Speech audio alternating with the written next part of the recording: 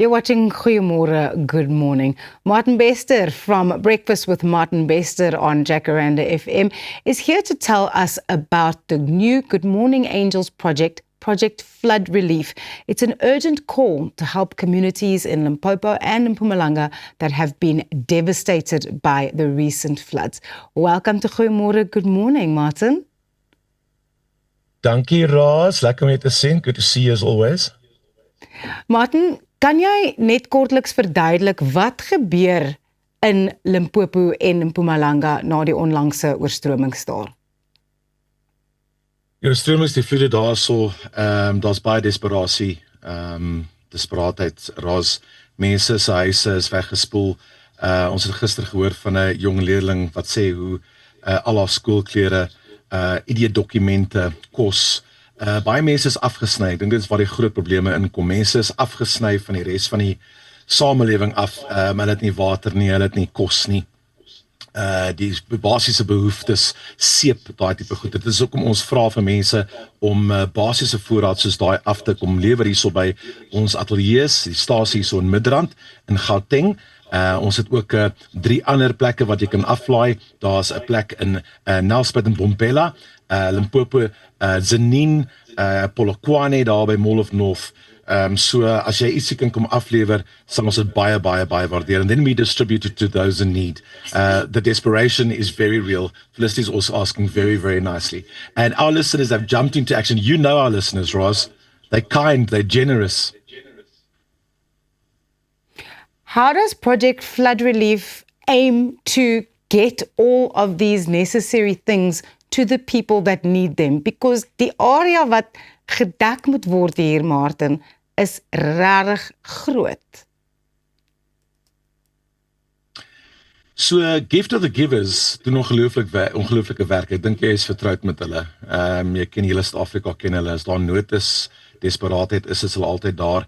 Jy weet, ek het al stories gehoor waar hulle met toue voorraad oor riviere getrek het, waar karre en helikopters nie kon by uitkom nie. So ons vra vir mense om die noodsaaklikhede hierso af te laai by ons en in Mpumalanga en Limpopo, en dan gaan ons het klaar trokke gereël, vragmotors, wat al die voorraad gaan optel, en dan gaan ons dit vat vir Gift of the Givers.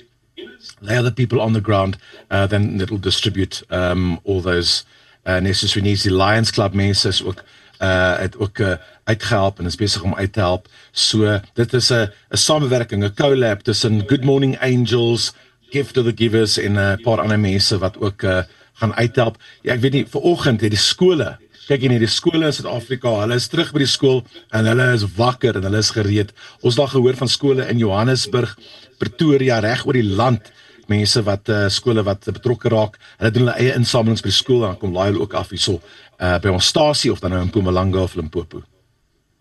So daar is 4 plekke waar mense goed kan gaan aflaai wat hulle graag wil skenk, maar daar is ook 'n manier om by te dra as jy nie by een van die 4 drop-off plekke kan uitkom nie.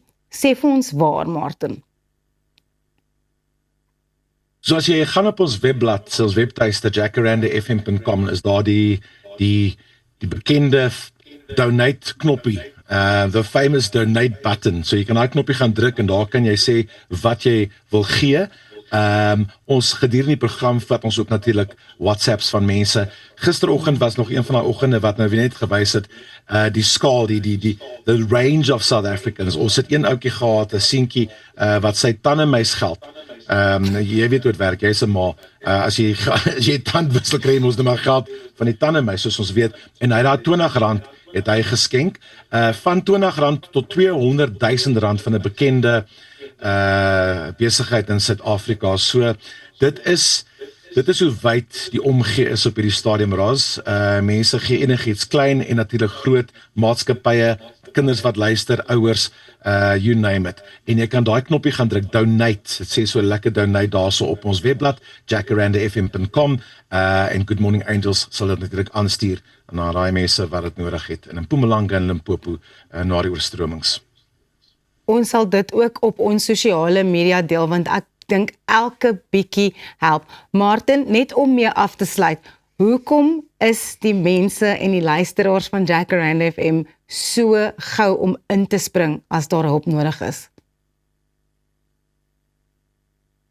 Jy weet ons bou nou aan hierdie omgee nou vir 20 jaar met Good Morning Angels. So ek dink as jy deel is van ons radio familie of aanlyn familie, weet jy ook nou al. Daar's 'n so klein verwagting.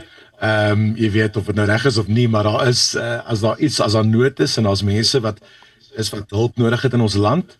As jy kan gee, dan gee jy. So ek is trots om te sê, en jy weet dit ook Ras. Dit is die tipe gemeenskap wat ons gebou het by Jacaranda FM oor die laaste hoeveel jare. En dit is lekker om dit in aksie te sien. Dit maak nie saak waarvan jy luister nie, dit maak nie saak wie die persoon is waar die nood is nie, of jy hulle ken of jy hulle nie ken nie, of hulle in jou gemeenskap is of nie. As jy kan, dan help jy. So dit is 'n verskriklike. It feels good to hear this kind of thing. Really, really does. Ons noem onsself die number one feel good station en dis die luisteraars. Dit is hoekom dit so genoem word. Want as daar nood is, dan kom hulle selfs middel Januarie. Probeer daai. Ja. Yes, ek weet nie van jou nie, maar middel Januarie voel lank leeg. Baie dankie, Martin. Every little bit helps. Don't wait. Head to your nearest drop-off point or visit jacarandafm.com for more info.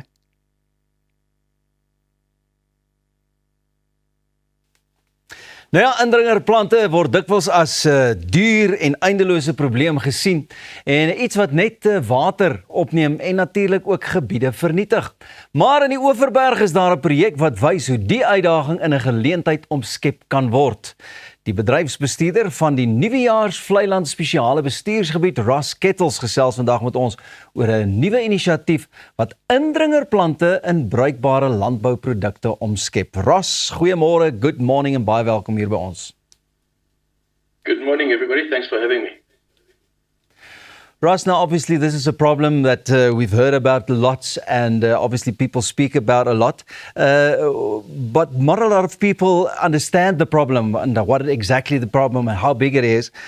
What have you done in the area, the Nuwejaars area, and what did you realize and see before you started fixing the whole process and the whole area?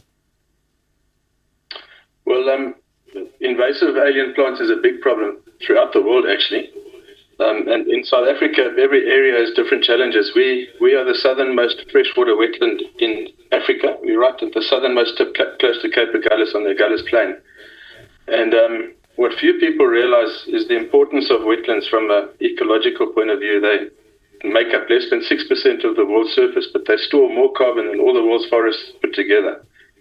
So what the aliens do, as you mentioned, they suck the water out of the wetlands, potentially dry them up.